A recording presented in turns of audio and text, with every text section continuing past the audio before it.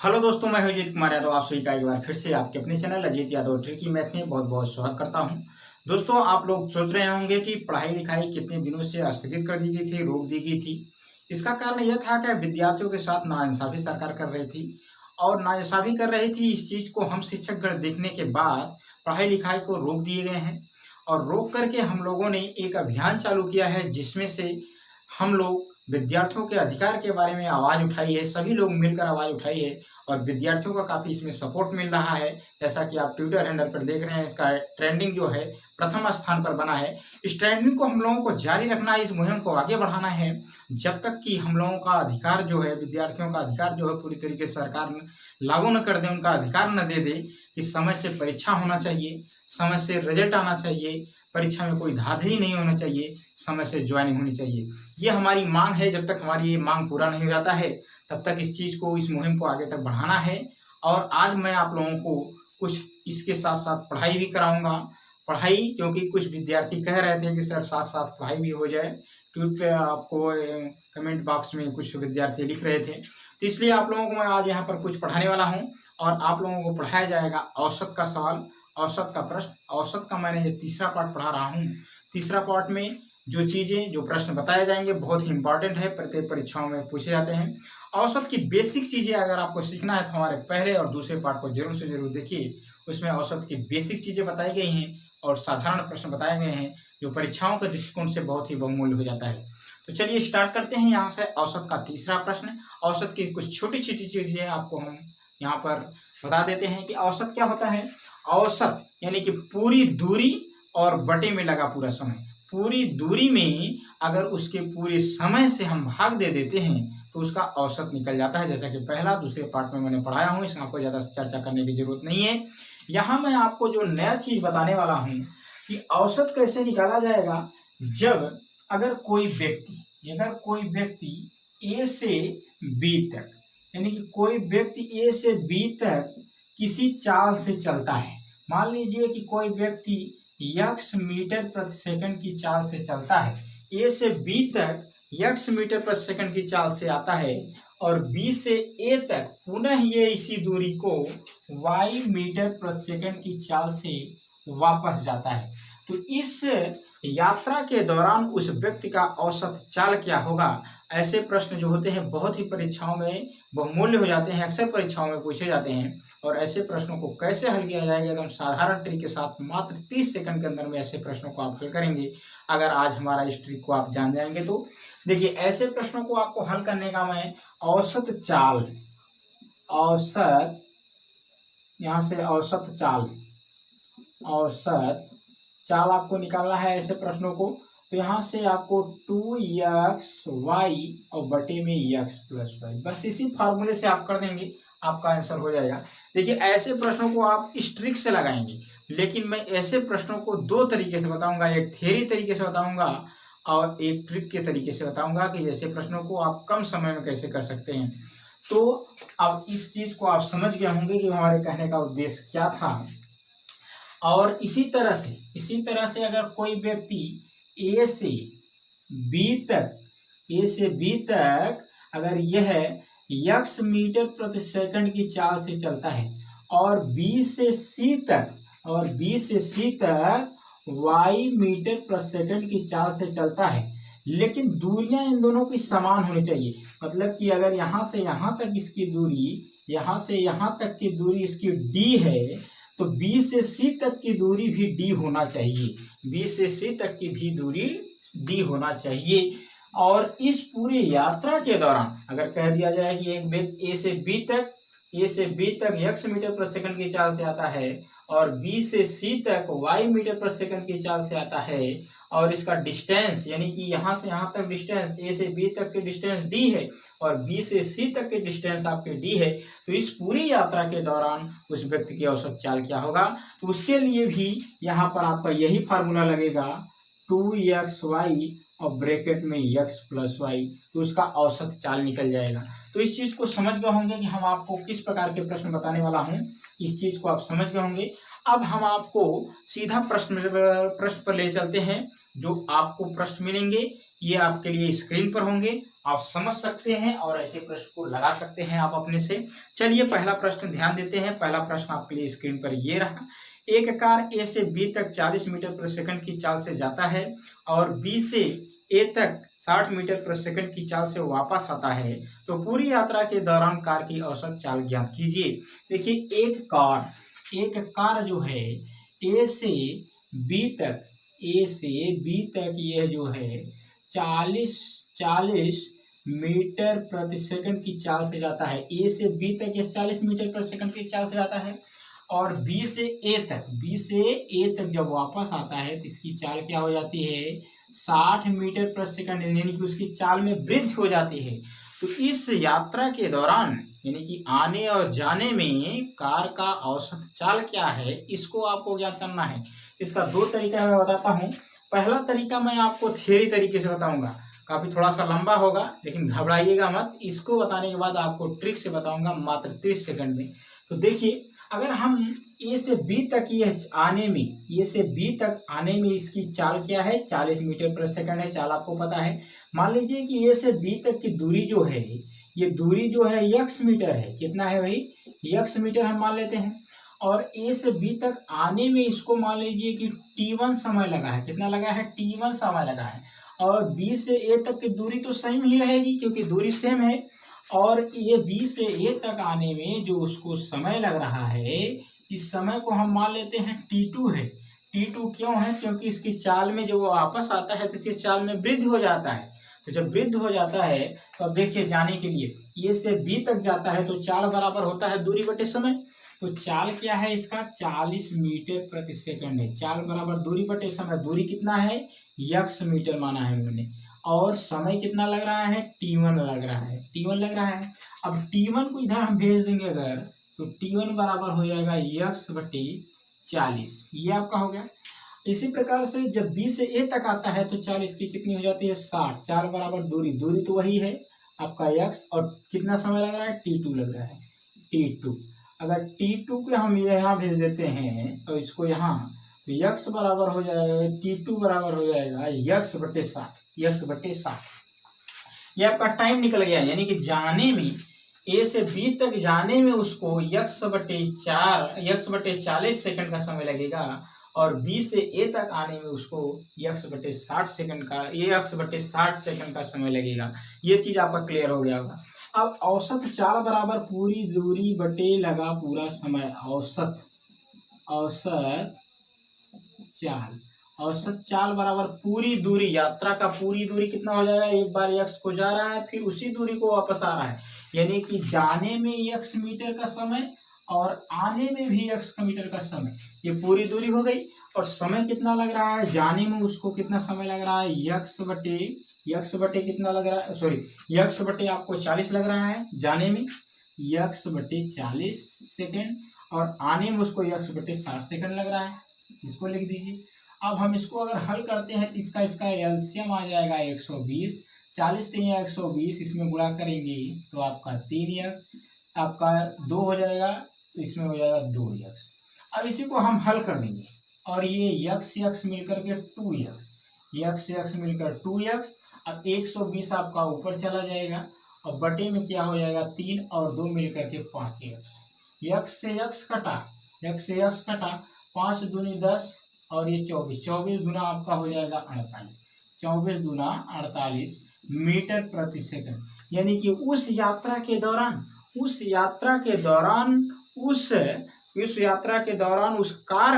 पूरी यात्रा के दौरान उस कार का औसत चाल क्या हो जाएगा, 48 मीटर प्रति सेकंड हो जाएगा। ये पहला टाइप था, आपका पहला टाइप था। अब दूसरा टाइप आपको मैं बता रहा हूँ, औसत चाल आपको निकालना है। एकदम ट्रिक से लगाइएगा, बहुत ज्यादा समय नहीं लगेगा, मात्र 30 सेकंड से कम समय लगेगा अगर जानते हैं आप। देखिए 40 मीटर प्रति सेकंड किस चाल से आ रहा है, अभी हमने क्या बताया कि 2xy बटे में x प्लस वाई।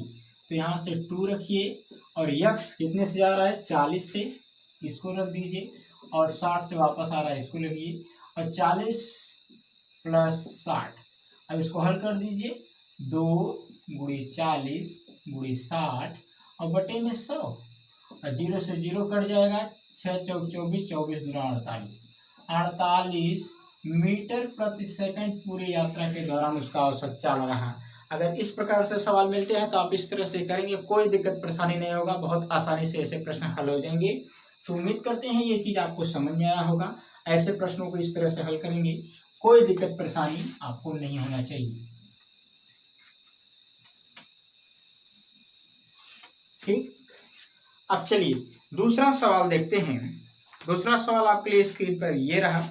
एक धावक ए से बी तक की दूरी 30 मीटर प्रति सेकंड की चाल से दौड़ता है तथा वापस दोगुनी चाल से आता है, तो पूरी यात्रा के दौरान औसत चाल ज्ञात कीजिए। देखिए एक धावक जो है, एक धावक ए से बी तक की दूरी को वह 30 मीटर प्रति सेकंड की चाल से दौड़ता है, 30 मीटर प्रति सेकंड की चाल से दौड़ता है। आगे कह रहा है चाल से दौड़ता है तथा वापस की बात हो रहा है, यानी कि बी से ए तक जब आता है तो वह अपनी चाल को दोगुनी चाल से आता है। यानी कि आपको जाने में उसका चाल क्या था, 30 मीटर प्रति सेकंड था, तो दोगुना आने में इसका हो जाएगा 60 मीटर प्रति सेकंड भाई। तो पूरी यात्रा के दौरान उसका औसत चाल ज्ञात कीजिए। औसत चाल बराबर हमने बताया था ऐसे प्रश्नों को औसत चाल। आसान भाषा में ऐसे प्रश्न अगर मिलते हैं तो 2xy और x प्लस वाई बटे में। x क्या है, ए से बी तक जाने की चाल, और y क्या है, बी से ए तक आने की चाल। तो यहाँ से आप हल कर देंगे तो जाने की चाल 30 मीटर प्रति सेकंड, आने का 60। अब यहाँ पर 30 रखेंगे, 60 रखेंगे, तो दोनों को जोड़ देंगे तो 90 हो जाएगा। 90 यहाँ से 30 हो जाएगा, 30 के 90, 0 से 0 कट जाएगा, यहाँ से आपका 2 हो जाएगा। यहाँ से गुणा कर देंगे तो आपका तो हो जाएगा कितना, यहाँ से 30 तिहाई आपका 90, सॉरी 30 तिहाई 90, 3 हो जाएगा। तो यहाँ से 3 दूना 6, 20 दूना 40, 20 दूना 40, 40 मीटर प्रति सेकंड, 40 मीटर प्रति सेकंड आ रहा है। इसका थोड़ा सा देख लीजिएगा आप लोग, ये आपका कितना हो जाएगा, यहाँ से 30 और 60 और 30, 90 हो जाएगा, 30 के 90, 3 हो जाएगा, 3 दूना आपका 6 हो जाएगा, और 20 दूना आपका 40 मीटर प्रति सेकंड आ रहा है इसका चाल। तो इस प्रकार से इसका चाल हो जाएगा 40 मीटर प्रति सेकंड, इसका औसत चाल हो जाएगा पूरी यात्रा के दौरान। तो इस तरह से आप देख सकते हैं, इस प्रकार के प्रश्न अगर आपको मिलते हैं तो इस तरह से आप हल करेंगे, कोई दिक्कत नहीं होना चाहिए। उम्मीद करते हैं कि ये चीज़ आपको समझ में आ रहा होगा कि इस प्रकार के प्रश्न अगर आपको किसी भी परीक्षा में मिलते हैं तो आप इस तरह से लगाएंगे, कोई दिक्कत नहीं होनी चाहिए। चलिए तीसरा प्रश्न देखते हैं। राम वाराणसी से लखनऊ 4 मीटर प्रति सेकंड की चाल से जाता है तथा लखनऊ से इलाहाबाद 6 मीटर प्रति सेकंड की चाल से जाता है। एक दूसरे के बीच की दूरी समान है, तो राम की यात्रा के दौरान औसत चाल ज्ञात कीजिए। देखिए वाराणसी से जब लखनऊ जाता है, ये आपका लखनऊ, वाराणसी से लखनऊ की चाल कितना है, यहाँ से 4 मीटर प्रति सेकंड है, 4 मीटर प्रति सेकंड है। और लखनऊ से इलाहाबाद जाता है, ये लखनऊ से इलाहाबाद जाता है तो इसकी चाल कितनी हो जाती है, 6 मीटर प्रति सेकंड हो जाती है, 6 मीटर प्रति सेकंड हो जाती है। तो पूरी यात्रा के दौरान एक चीज और आपसे कह रहा है कि समान दूरी पर है, मतलब कि यहाँ से इसकी दूरी जो है, यानी कि वाराणसी से लखनऊ के बीच की दूरी और लखनऊ से इलाहाबाद के बीच की दूरी समान है। तो आपका औसत चाल निकालना है, तो अभी हमने बताया था, इसके लिए भी वही फार्मूला लगेगा, 2xy बटे में x प्लस वाई। तो 2x क्या है आपका 4 और ये आपका 6, इसको जोड़ देंगे तो ये आपका 10 हो जाएगा। यहाँ से 6 4 10 हो जाएगा। अब इसको काट देंगे तो यहाँ से 5 आ जाएगा, और 6 चौके आपका 24, 24 बटे 5, 5 चौक 20 आपका हो जाएगा, यहाँ से 8 हो जाएगा। यानी कि पूरी यात्रा के दौरान उसका जो औसत चाल हो जाएगा 4.8 मीटर प्रति सेकंड हो जाएगा। तो इस प्रश्न का आंसर आपका इस तरह से हो जाएगा, कोई दिक्कत नहीं होनी चाहिए, यह प्रश्न आपको इस तरह से आ जाना चाहिए। चलिए ये चीज आपको समझ में आ गया होगा कि इस प्रकार के प्रश्न अगर आपको मिलते हैं तो किस तरह से हल करेंगे। अब ऐसे प्रश्नों को आप गलती नहीं करेंगे। चलिए कुछ अलग ढंग का हम प्रश्न बताते हैं। अगला प्रश्न आपके लिए स्क्रीन पर ये रहा, 50 संख्याओं का औसत 36 ज्ञात किया गया।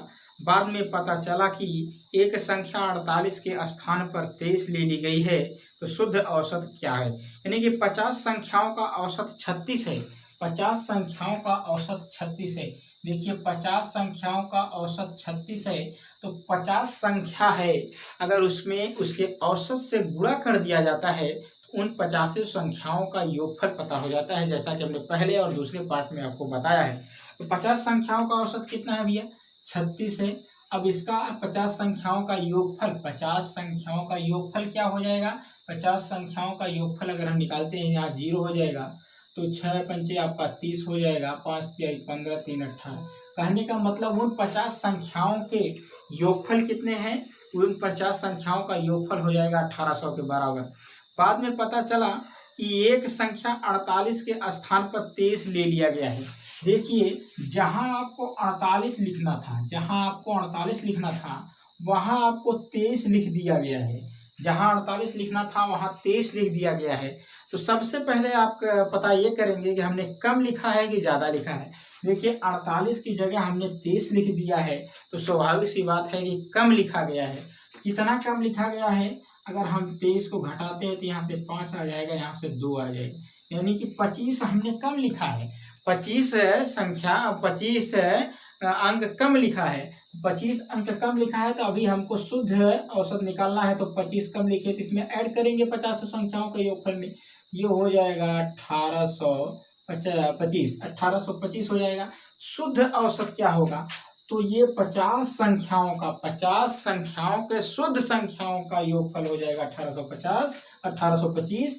तो शुद्ध औसत निकालना है। अब आपको यहाँ से हम 50 संख्या है, 50 से भाग दे देंगे, तो यहाँ से 5 से अगर हम काटते हैं तो ये आपका 10 हो जाएगा।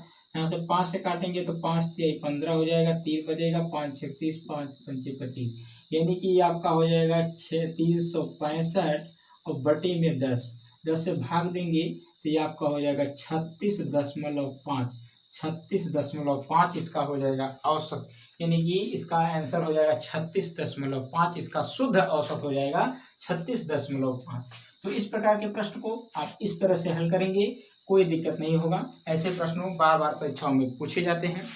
चलिए अगला प्रश्न हम लोग देखते हैं। अगला प्रश्न आपके लिए स्क्रीन पर ये रहा, एक कक्षा में 30 लड़कों की औसत आयु 16 वर्ष तथा 20 लड़कियों का औसत आयु 14 वर्ष है। सभी विद्यार्थियों का औसत आयु कितनी है। देखिए एक कक्षा में 30 लड़कों का औसत आयु 16 है, यानी कि 30 बॉय, यानी कि बॉय आपके जो हैं 30 हैं, और जिसका औसत कितना है, जिसका औसत आपका 16 है। अब 30 लड़कों का आयु का योगफल हमको निकालना हो, 30 लड़कों के आयु का योगफल निकालना हो, तो उन 30 में हम उसके औसत का गुणा कर देंगे तो उसका योगफल निकल जाएगा। तो 16 तिया आपका 48, 16 तिया आपका 48, मतलब कि 30 लड़कों का जो योगफल हो जाएगा वो हो जाएगा आपका 480 के बराबर। आगे क्या कहा जा रहा है, 20 लड़कियों का औसत 14 है, यानी कि गर्ल 20 लड़कियों का औसत 14 है। अब 20 लड़कियों का औसत 14 है, तो 20 लड़कियों का आपका आयु का योगफल क्या हो जाएगा, 14 दूनी आपका 28, मतलब कि 280। ये कहा क्या जा रहा है, 30 गर्ल यानी कि 30 बॉय का और 30 बॉय का आयु का योगफल, 30 बॉय के आयु का योगफल 480 है और 20 गर्ल के आयु का योगफल 280 है। तो यहाँ से हम अब इसको जोड़ देंगे, यहाँ से जोड़ देंगे तो ये 0 हो जाएगा, 8 8 16 हो जाएगा, 4 2 6 1 7 हो जाएगा। मतलब कि सभी के यानी कि पूरे टोटल विद्यार्थियों का आपका योगफल आयु का कितना हो गया, टोटल विद्यार्थियों के आयु कितना हो गया, योगफल 760 हो गया आपका। अब आपको औसत निकालना है, तो विद्यार्थियों की संख्या कितना होगा, जिसमें लड़के भी शामिल हैं लड़कियां भी शामिल हैं, तो आपको 30 बॉय और 20 गर्ल, यानी कि पूरा टोटल 50। यहाँ से भाग दे देंगे, ये कट जाएगा 0 0। अब यहाँ से हम भाग देंगे तो यहाँ से हो जाएगा 5 इकाई 5 बचेगा 2, यहाँ से 5 5 25.2, यानी कि 15.2, इसका औसत आयु क्या आ जाएगा 15.2 वर्ष। 15.2 वर्ष टोटल विद्यार्थियों का औसत आय हो जाएगा 15.2 वर्ष। तो इस प्रकार का प्रश्न अगर आपको मिलता है तो आप इस तरह से कहेंगे। बहुत इजी प्रश्न था, बहुत आसान प्रश्न था। इसको आप उम्मीद करते हैं कि ऐसे प्रश्न को आपने हल भी किए होंगे परीक्षाओं में। चलिए अगला प्रश्न हम लोग देखते हैं। अगला प्रश्न आपके लिए स्क्रीन पर ये रहा। एक परिवार में पिता तथा माता की औसत आयु 35 वर्ष है। पिता माता तथा उसके एकमात्र पुत्र की औसत आयु 27 वर्ष है। तो पुत्र की आयु कितनी है? देखिए, एक परिवार में पिता और माता की औसत आयु, यानी कि पिता और माता की औसत आयु की बात हो रही है, तो केवल दो ही लोग हैं, एक पिता है और एक माता है, जिसकी औसत आयु 35 किया जा रहा है, 35 कहा जा रहा है। अब इसमें हम 2 का गुणा कर देंगे इसकी औसत आय में, तो पिता और माता का जो ये योगफल हो जाएगा 70, 70 हो जाएगा। यानी कि पिता और माता का जो आय है दोनों का योगफल वो हो जाएगा 70। फिर आगे क्या कहा जा रहा है आपसे, तथा एकमात्र पुत्र की औसत 27 है। जब उसके एकमात्र पुत्र की भी ले लिया जाता है, उसके पुत्र को भी जोड़ दिया जाता है, तो पिता, पुत्र और उसकी माता, तो ये कितने लोग हो जाते हैं? 3 लोग हो जाते हैं। तो इसको औसत आय कितना हो जाता है? 27 हो जाता है। अब तीनों का योगफल कितना हो जाएगा? 7 त्रिक 31 हो जाएगा और 2 तिहाई 6, 6 2 आपका 8। यानी कि जब पिता और माता, यानी कि पिता और माता दोनों का योगफल कितना हो जाएगा? आयु का 70। और जब उसको पुत्र को भी जोड़ दिया जाएगा तो तीनों का योगफल हो जाएगा 81। तो इसमें से पूछा जा रहा है कि पुत्र की आयु क्या होगा? तो यहाँ से 81 से आप जब 70 घटाएंगे तो ये 11 वर्ष आ जाएगा। 11 वर्ष हो जाएगा उसके पुत्र की आयु।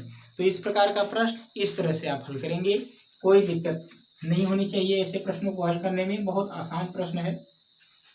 उम्मीद करते हैं कि ये सारी चीजें आपको समझ में जरूर से जरूर आ रहे होंगे। ऐसे प्रश्नों को आप वीडियो को रोक करके अपने आप से बना सकते हैं, अपने आप से लगा सकते हैं।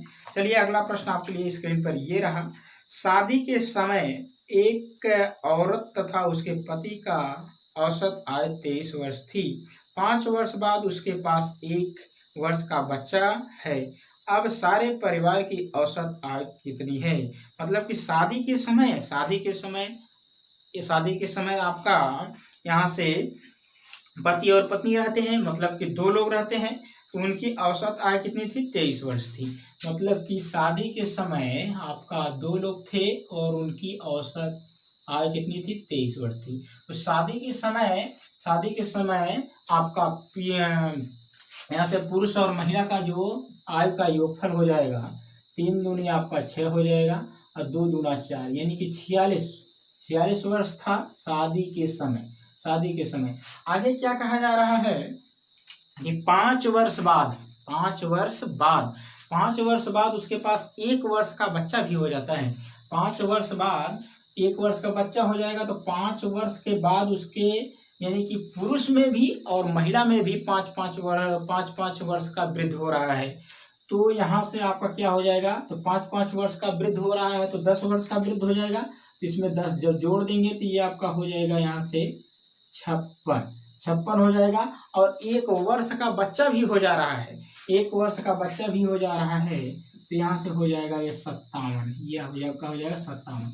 अब आपको निकालना है कि उसके औसत आयु ज्ञात कीजिए। औसत आयु ज्ञात करना है, तो औसत आयु आपको 57। अब कितने लोग हो गए हैं? 3 लोग हो गए हैं।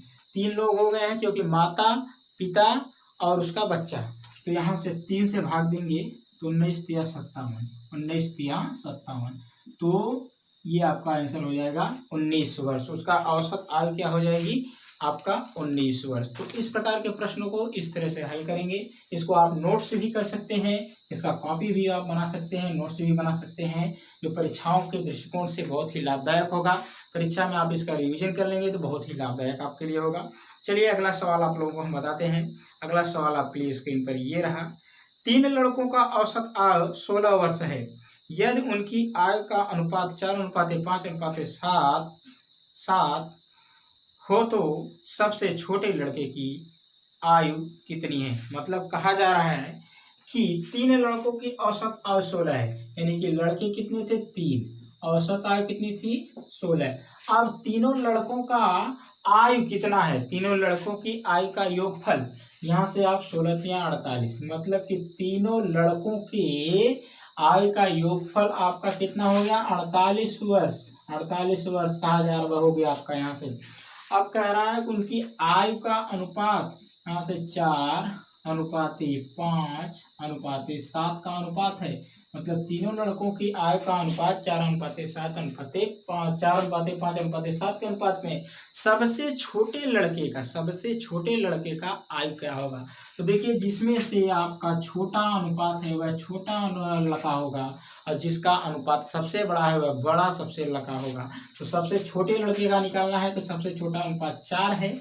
तो ऐसे प्रश्नों को आपका क्या करना है, पहले इसको अनुपात को लिख लेना है, फिर इसमें इन सभी तीनों लड़कों के आयु का योगफल क्या है 48 है, इसको लिख लेना है। फिर आपको बटे में क्या करना है, तीनों के अनुपात को जोड़ देना है। यहाँ से आपका हो जाएगा 9 और 9 7 आपका 16 हो जाएगा, 16 दूनी 32, 16 तिया 48 हो जाएगा, और 4 तिहाई 12 हो जाएगा, 4 तिहाई 12 वर्ष हो जाएगा। मतलब कि सबसे छोटे लड़के का वर्तमान आयु क्या हो जाएगा, यहाँ से कितनी, सबसे छोटे लड़के का आयु कितना हो जाएगा 12 वर्ष हो जाएगा। यहीं से पूछ दिया जाता है कि सबसे बड़े लड़के का आयु क्या होगा। तो सबसे बड़े लड़के का जो अनुपात है यहाँ पर 7 है, इसको रख देते हैं आप। फिर इन तीनों लड़कों का आयु का योगफल 48 है, इसको रख देते। फिर इसके अनुपात का योगफल जोड़ देते तो यहाँ से 16 हो जाता है, 16 यहाँ आपका 48 हो जाता है, 7 त्रिक आपका 21 हो जाता है, 7 त्रिक 21 हो जाता है। तो ये अब सबसे बड़े लड़के की आयु कितना हो जाता है 21 वर्ष हो जाता है। तो ऐसे प्रश्नों को आपको इस तरह से हल कराना है, इस तरह से हल करके लगाना है, किसी भी परीक्षा में मिलता है दोस्तों। तो आज के वीडियो में इतना ही। आपको वीडियो उम्मीद करते हैं कि जरूर से जरूर अच्छा लगा होगा। आप लोग हमारे वीडियो को जरूर से जरूर लाइक करिए, और हमारे चैनल पर नए हैं हमारे चैनल को सब्सक्राइब जरूर से जरूर करिएगा, और अपने दोस्तों को अपने ग्रुपों में अधिक से अधिक लोगों को शेयर करिएगा।